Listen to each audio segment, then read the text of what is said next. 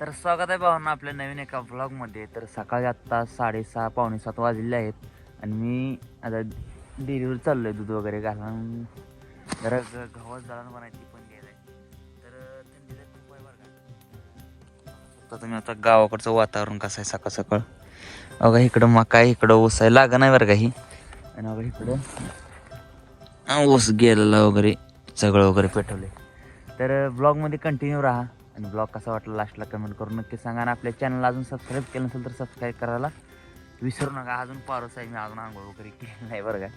आता जाऊया दूध वगैरे घालूया, सगळं करूया, नंतर जाऊन आंघोळ करूया. तर चला ब्लॉगमध्ये कंटिन्यू राहा.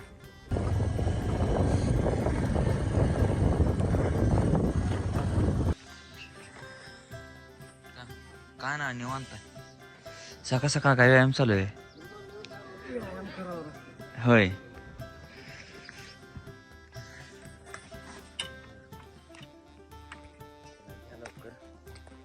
मला मोकळं करा, सकाळ सकाळ कामाला भेटू द्या. आज उशीर झालाय काय झाला मला. अजून केंड तर आली नाही ती कोणी अजून. एकच केंड भरली.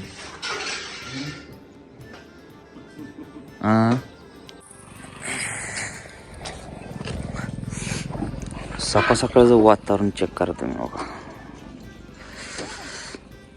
कसं आहे. गावाकडचं वातावरण एकदम फ्रेश.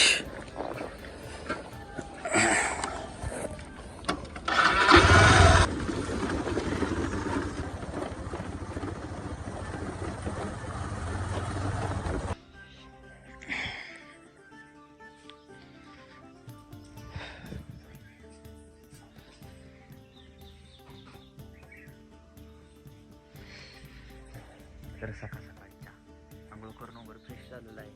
चहा वगैरे घेऊन कामाला तयारीला लागतो.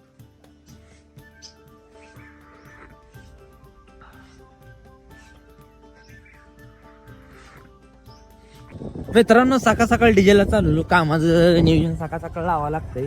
सकाळी वातावरण बघा, ह्याच्या आधी पण तुम्हाला ब्लॉगच्या माध्यमातून दाखवलंय बघा गावचं वातावरण. मासेमारी वगैरे चालू आहे, सगळं धोकंच आहे बघा.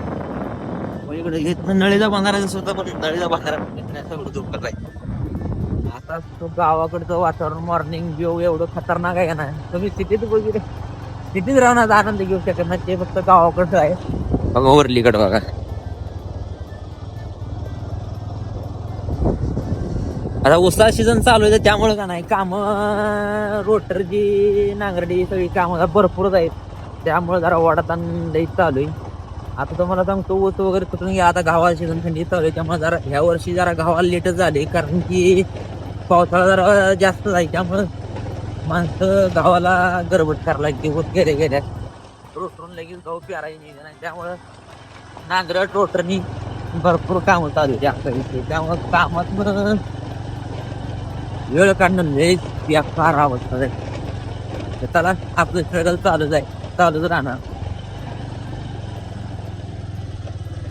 बघू जातो आता ब्रह्मपूरला डिझेल वगैरे पाठ. चला